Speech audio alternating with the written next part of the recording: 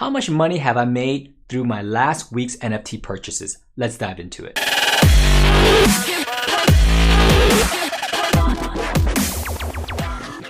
What's up, friends? It's been 7 days in NFT land. It feels like 7 years. Who can relate to that? We're gonna keep it chill today. This channel's about real talk finance. It's segue into blockchain and into NFTs, natural progression. I personally believe NFTs is going to be utilized by every single small business owner and entrepreneur in the future. It just has to be. There's so much utility in it. I don't think anyone's going to use coupons ever again. They're all going to be tracked through NFT, through the blockchain.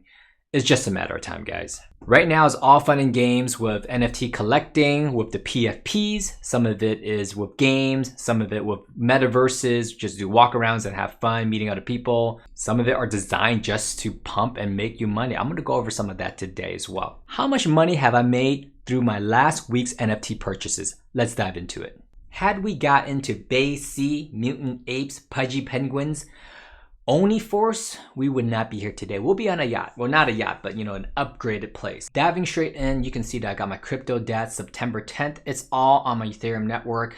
Maybe I'll give the address one day, but it's all verifiable. It's on the blockchain. So column B is what I spent, but I made a column C because I bought 2 of the ciphers. I had to average it out. Dollar cost averaging, you know the game, dollar cost average. Here we can see that the per NFT cost for Crypto Dad is 0.21. And the current sale cost is not 1.5, it's a little bit less than that. Let's check it out. Current floor price is 1.35. It was all the way up to like 2.3 the other day. It's gonna go back up. I'm not worried about that. So let's put 1.35 if we were to sell it today and after the OpenSea fee. So I just multiplied by 0.95 because they take 5%. OpenSea takes 2.5%, Crypto Dad takes 2.5%, netting us 1 Ethereum in 7 days. Not too bad. $3,500 in 7 days is not too shabby. That's based off the ETH price of 3,600. I think today it dropped to 3,400. Let's take a look at what my net is. 3,503. Here you can see I got Cypher at a 0.21, then it dropped to 0.14. So my included gas average cost divided by 2 is 0.17, basically 0.18. Let's take a look at the floor. Sipheria Surge, I did a video on them doing a little bit of a deep dive. They have a long way to go. It's a game. Games take a lot of work, but you know what? This team is all about that. They're all in. They're very technical. They've been hitting roadmaps, and right now the floor is sitting at 0.18. I like to look at the floor with the attributes that I have, so let's take a look at the Hanfu hat and see what the floor is there. There you have it. The Hanfu hat is sitting at 0.1987, meaning you cannot buy a Hanfu hat for the floor of 18. You have to buy a Hanfu hat at 0.19. We can see that's a little bit higher than 0.19. If you want a fast sell, 0.19, that's fine. So our net there is very little. If you want to take a look at what the net is, I'll do a calculation for you real quick. For the ciphers, we made $2 on each one if we sold today. Congratulations to me. Okay, so just clean up the Purrnelope really quickly. I don't know why I had the gas fee there. Total cost there is 0.72. Sale cost right now, the floor is a little bit underneath 0.72. Let's see what it is. Floor right now is 0.62 for the purs. However, let's take a look at my breed. And I think my breed commands a higher value. There hasn't been a lot of movement on the Maine Coons, which is my breed. However, the value, no one's selling the Maine Coons at the lower price. As you can see here, the Maine Coons, 0.97, they're holding strong. It might be just one person with all the Maine Coons listed in OpenSea. Good thing about OpenSea is you can see they're recently sold and you can see how many Maine Coons have sold and the highest value. So you can see here 0.5. What's the highest that's sold? 1 is the one that sold the highest, but he's got a mask on. That's probably why. Are we gonna get a 0.9 or 1 Ether for our floor Maine Coon? And the answer is probably not. These have been sitting there for a while, so they have a buy now price. You could click into it. You can buy it now for 3,300, but you can tell that it's been sitting there for a while and no one's purchased these specific Maine Coons. Now, people have been buying per all day, every day, just not the Maine Coons at this price. Let's take a look at the volume traded, which tells you the sales, which happened an hour ago, 4 hours ago. So there's sales every single hour. Let's see if there's a Maine Coon being sold. You can tell by the furs. The wifey's got 2 fur balls. I believe it's a Bombay cat. And there's the other one. I forgot the breed already. I'm so bad. I'll try to find a picture of him if I can. She wanted a cat, so this cat's all hers. A very expensive cat. Let's click on this cat. I actually saw this and I wanted to purchase this in another sales area. Yep, it's a Maine Coon. Price was 0.731. Okay, let's use that as a barometer. 0.731 is not horrible for a Maine Coon. Let's go. 0.731 was the cost that that person bought the Maine Coon for. As you can see, I'm still netting negative. It has to be 0.7, I believe, to be profitable. If I sold now, that is. What you really want to learn from this is that the floor price doesn't mean anything. It's just what people are willing to pay for the worst ones. If you have traits which are higher value, people will pay for that. Especially people in the community who understand this stuff, or someone who owns a Maine Coon and they want a Maine Coon. They don't mind paying an extra $500 for a Maine Coon if they wanted a Maine Coon. Maine Coon, Maine Coon, Maine Coon, Maine Coon. When you say a word so much, it loses all meaning. But you get the point. People will pay more for the traits that they like. Same thing in Crypto Dad, same thing in Cypher. In Cypher, the floor, yes, it's very low, 0.19, but people will pay 1 ETH for a Cosmic Cypher. Let me show you that. We went over the Hanfu hats already, but if you go to Cosmic, you will see that the floor for the Cosmic is a sub-race, because they get special abilities in the game, is 0.8. So it went from 0.19 or 0.18, the floor, to 0.8 as the Cosmic. That's actually the lowest I've ever seen a Cosmic. The last week, Cosmics were going for 1 ETH minimum. You ask me, is it worth it for the gas wars? And I say, hell yes, because if you get 5 randomized, you get 2 or 3 Cosmics. Or for the Purrcats, you get randomized and you get a couple of, high value ones. Or the space helmets, I gotta show you the space helmets and the night helmet purrs. Let's go back to that. Sorry, not sorry, guys. I'm jumping all over the place. This is the world of NFTs. You're just jumping all over the place. Okay, space helmet, silver knight, astronaut. Let's go with silver knight and gold knight. They're like the most rarity. Black knight, that's even rare. Let's go with the gold knight. They look pretty cool. And bam, a gold knight, 3.5 ETH. You cannot get a gold knight. 3.5. Let's click on recently sold, because I bet you people buy these. People buy the rare ones. And bam, you can see right there, 5 ETH there, 2 ETH there. The floor doesn't matter in these golden ones. The floor is a lot higher, 5 ETH right there. And then these ones have offers. These are bots. Bots are offering these things up. I'll show you a bot in a second. They're just trying to grab low prices. They're trying to get someone to accidentally make a sale when they don't want to. And the reason this is above 5 is because the Purr community has an incentive. If you list things over 5, you will not be disqualified for a giveaway. However, if you list your cats underneath 5 ETH, you'll be disqualified, meaning that no one wants to sell underneath 5 ETH because they want free giveaways, free airdrops. Pretty smart if you ask me. In fact, if you look at the Purr community in OpenSea, only 341 for sale out of 10,000. Now they have more sale in their own listing. They have their own bank for selling off of SushiSwap actually, or NFTX, which is a platform. They have like 1,000 there. So this is incorrect. However, in OpenSea, it looks like the demand is good, but the supply is very low, which increases the prices overall. If you look at the overall trend line, bam, I'm talking about trend lines on NFTs. They've been steadily going up, up, and up. Don't worry, it'll be up and down the whole way. If you're looking for a good entry point, you don't have to FOMO in like I did. I was waiting for a 0.5, which I think will come. And during that time, I'll just dollar cost average in like I did for the ciphers. You see how I bought a 0.21 cipher, then I bought a 0.14 and it averaged out, and I'm still $2 up. What I'm gonna do is probably get like a 0.5 Purrnelope, and then that'll average out my price to like a 0.6 maybe. I'm happy with that. Anything underneath 0.6, I'm happy. So maybe I'll just wait for a 0.4, grab one of those. I'm not getting a silver knight. That's way too much. I have some room here on row 8. I want a Oni.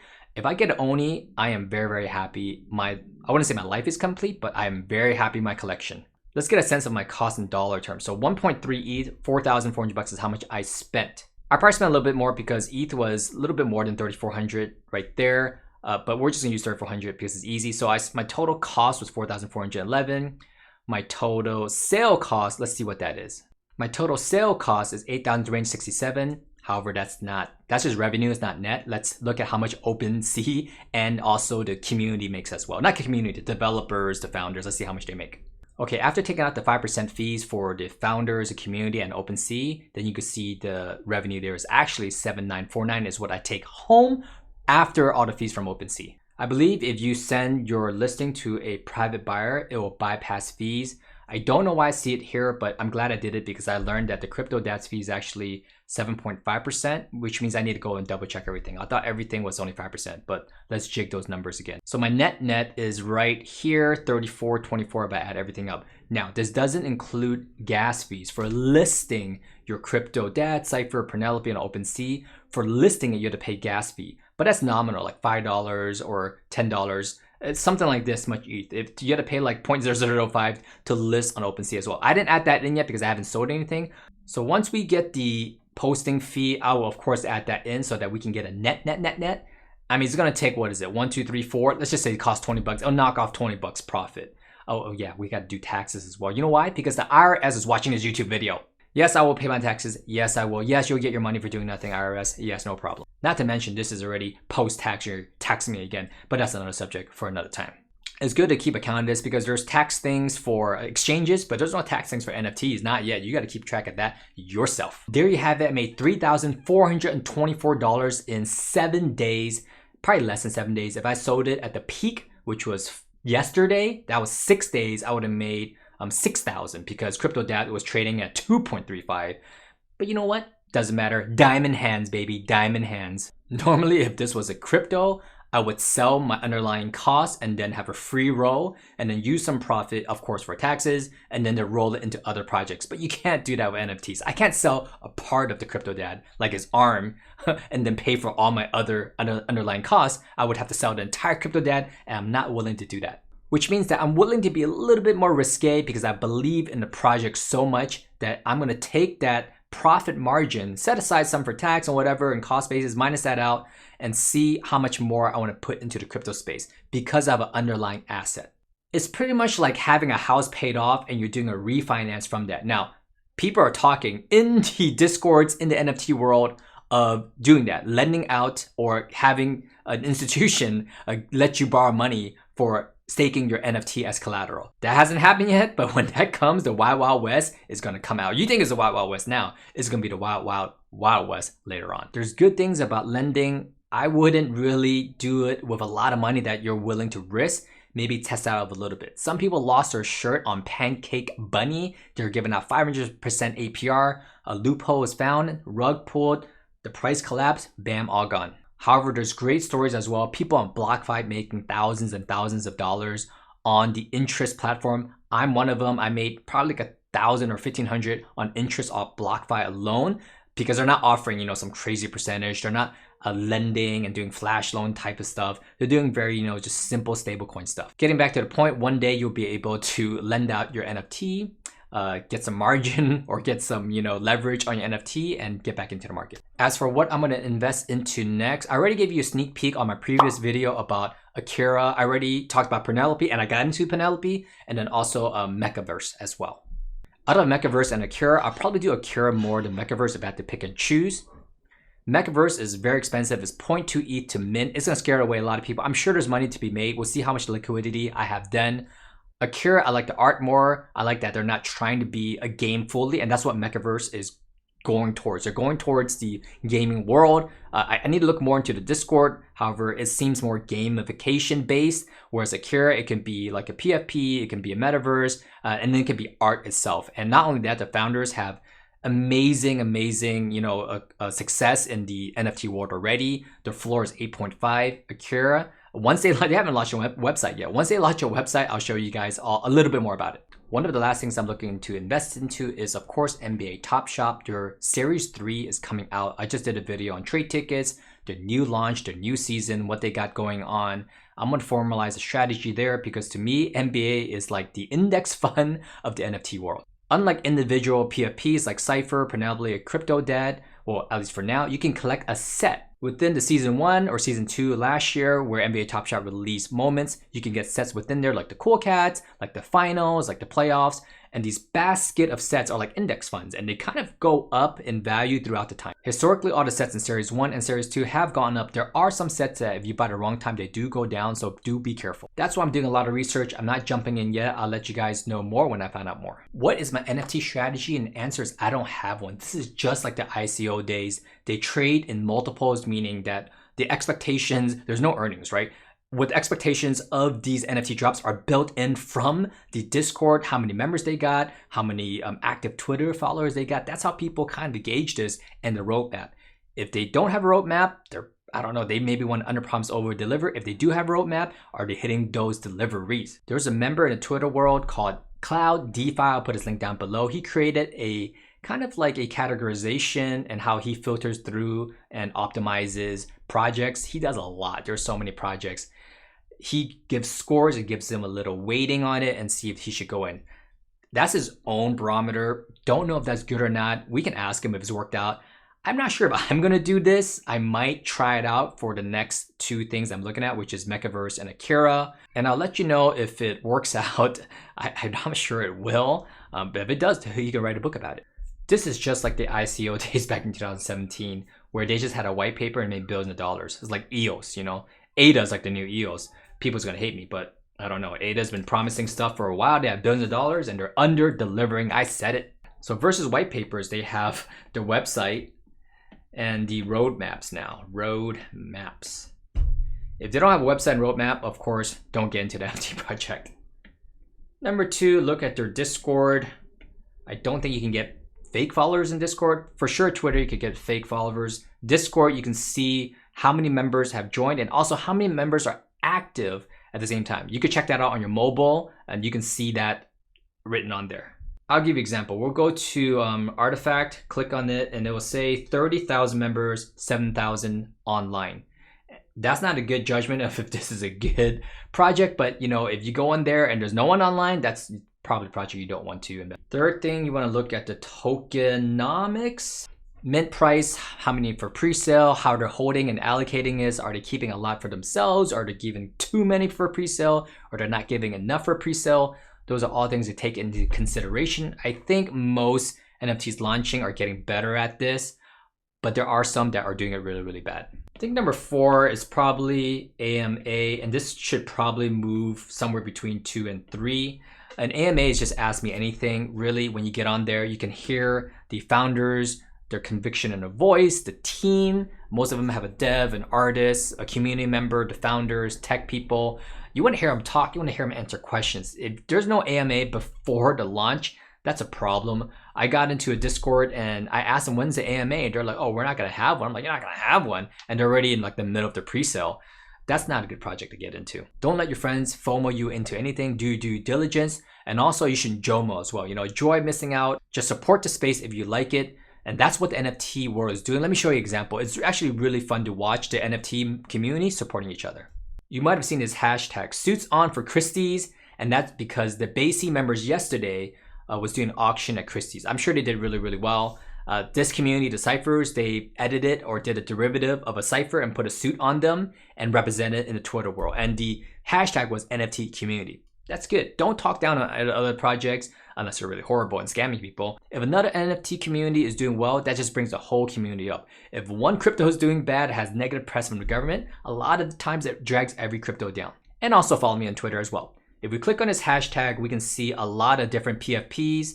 Of course, BASE. Oh, Steph. Okay, forget about Steph.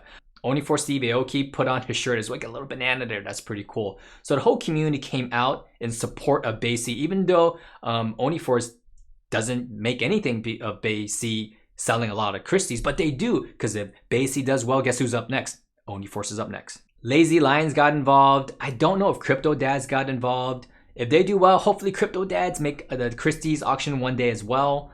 But you can see the hashtag, everyone supporting each other. And the last thing I want to leave you with is that get into the communities. I was kind of hesitant going into Discord because it's so noisy, you can get overwhelmed. But I made one of the best decisions I've made this week, which was to get in on the Discords, because you could really hear the founders. They have live streams there. It's kind of like Clubhouse, but you know, specific for topics that you want to listen to. So just go on, you could join as many as you want and you can leave as soon as you want to as well.